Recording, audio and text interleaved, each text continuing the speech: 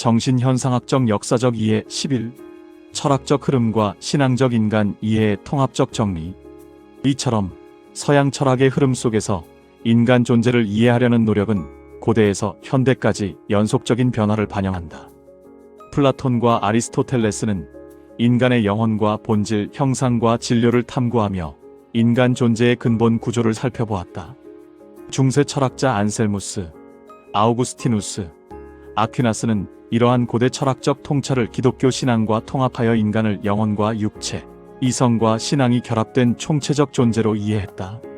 이처럼 인간은 하나님과의 관계 속에서 자신의 목적과 의미를 발견하며 자유와 도덕적 책임을 수행하는 존재로 보았다.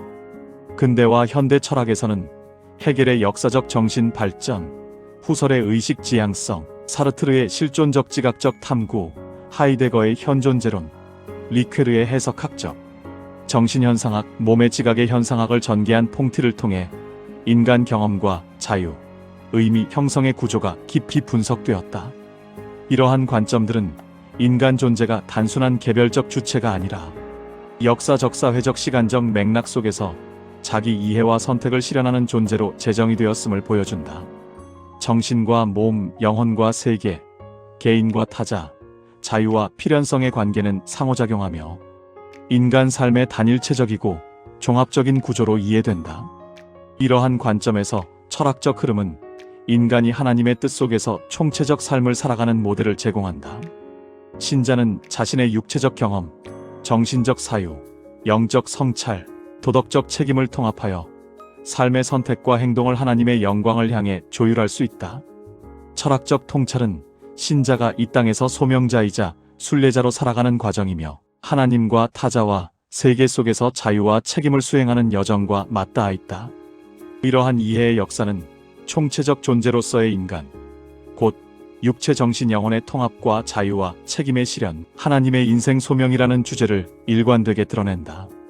고대 철학의 구조적 탐구, 중세의 신앙적 통합, 근대 현대 정신현상학의 경험적 실존적 분석은 서로 연결되며 이러한 종합적 관점은 철학과 신앙, 사유와 행동이 함께 작동하는 단일체적 인간 이해의 핵심을 이룬다.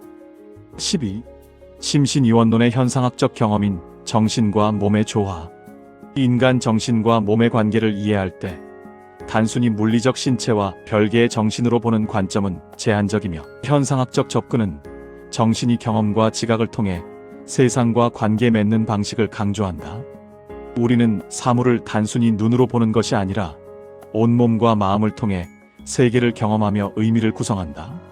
이러한 지각은 단순한 신경활동을 넘어 정신과 몸의 조화로운 상호작용 속에서 나타나며 특히 기독교 세계관은 여기에 한층 깊이를 더한다.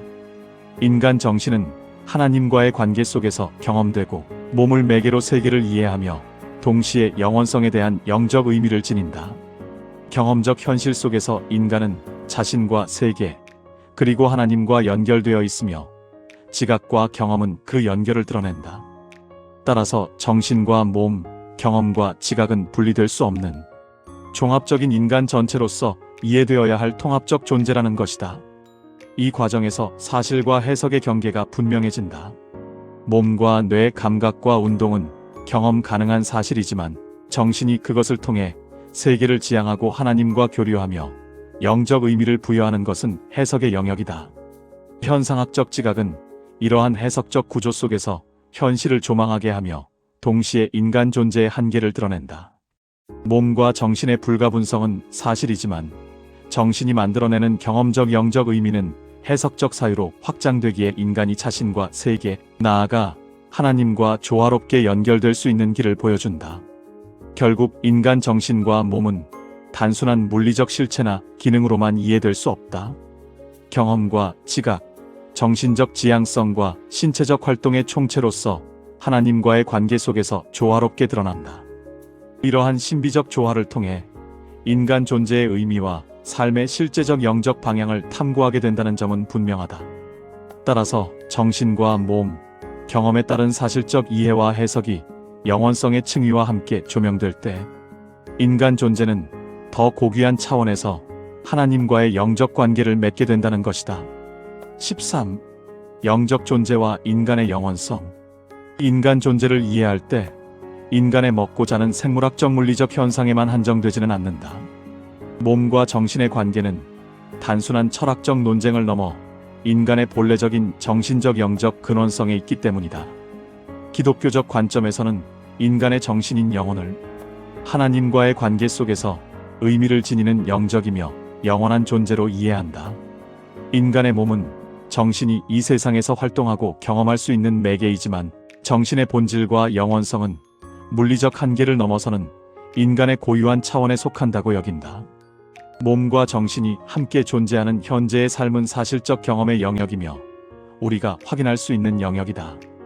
그러나 정신의 영적 실제와 그 영원성, 그리고 죽음 이후의 존재 가능성은 경험적으로 확인할 수 없다는 점에서 사실과 해석을 뛰어넘는 신앙의 영역에 속한다.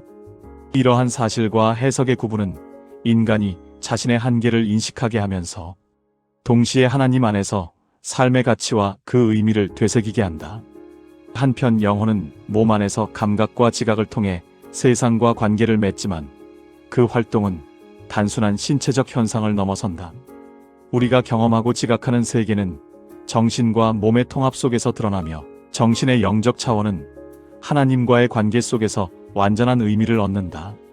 즉, 인간 존재의 조화는 단순히 경험적 사실에만 머무르지 않고 신앙적 해석을 통해 완성된다.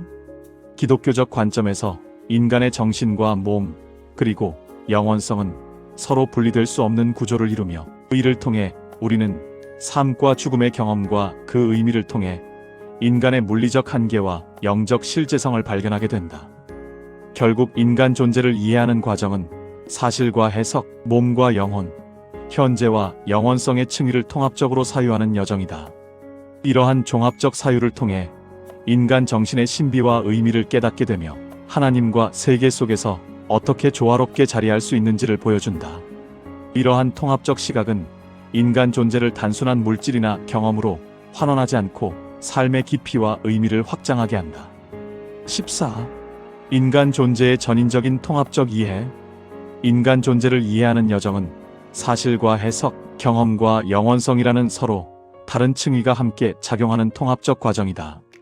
몸과 뇌, 감각과 운동은 우리가 경험할 수 있는 명백한 사실이며 인간 정신은 이러한 사실을 매개로 세상과 관계를 맺는다.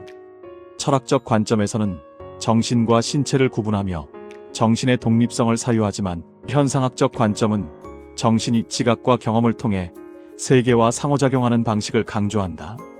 인간은 단순히 신체적 존재로서 세상을 감지하는 것이 아니라 몸과 정신의 통합적 활동 속에서 의미를 구성하고 세계를 이해한다. 여기서 사실과 해석의 경계가 드러난다.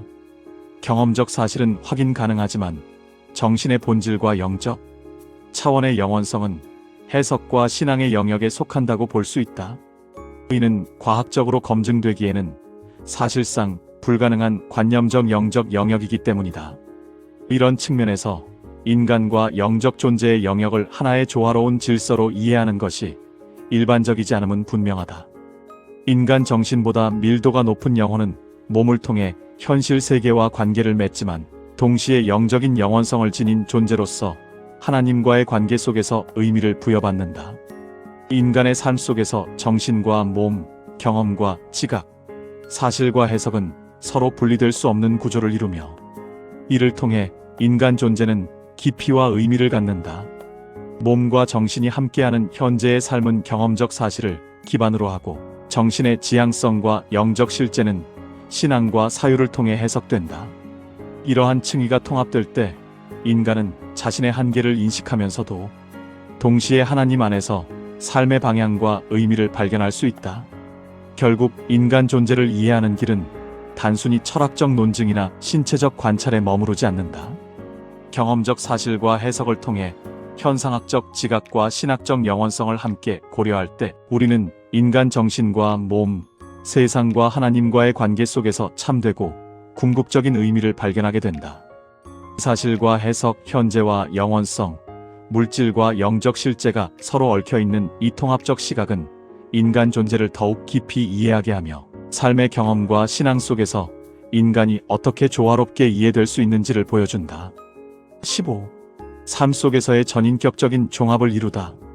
인간 정신과 몸, 그리고 영적 영원성에 대한 이해는 추상적 사유에 머무르지 않고 실제 삶의 자리에서 구체적으로 드러난다. 인간 존재를 사실과 해석, 경험과 영원성이라는 층위에서 통합적으로 이해할 때 삶은 단순한 생존의 연속이 아니라 의미와 방향을 지닌 여정으로 인식된다. 인간은 단순히 물질적 조건 속에서 반응하며 살아가는 존재가 아니라 정신과 영혼을 통해 세계와 하나님과 관계를 맺고 선택과 행동을 수행하는 전인격적 존재다. 현상학적 지각은 이러한 삶의 구조를 드러내며 인간이 몸과 정신의 통합적 활동 속에서 세계를 경험하고 의미를 구성한다는 점을 분명히 한다. 이러한 경험은 인간 존재의 현실적 한계를 인식하게 하면서도 동시에 삶의 의미가 확장될 수 있는 가능성을 제시한다. 기독교 세계관에서 인간의 정신과 몸은 하나님이 주신 선물이자 이 세상에서 삶을 살아가게 하는 매개이며 영혼은 하나님과의 관계 속에서 영원성을 지닌 존재로 이해된다. 인간의 일상적 경험과 판단, 관계와 선택은 단순히 현실적 유익이나 효율성의 문제가 아니라 하나님 안에서 삶의 목적과 영적 성장을 이루는 과정으로 해석된다. 이때 사실과 해석을 구분하면서도 분리하지 않는 태도는 인간이 자신의 유한성을 인정하게 하고 동시에 하나님의 섭리 속에서 삶의 방향을 성찰하게 한다. 이러한 통합적 이해는 결국 삶의 태도와 실천으로 이어진다. 정신과 몸, 경험과 영혼을 분리하지 않고 조화롭게 사유할 때 인간은 타인과 세상을 향한 책임, 사랑과 정의, 자비와 헌신을 삶 속에서 실천할 수 있다. 영적 삶과 윤리적 실천은 추상적 이상이 아니라 사실과 해석, 경험과 영원성을 함께 고려하는 전인격적 사유 속에서 현실적으로 구현된다.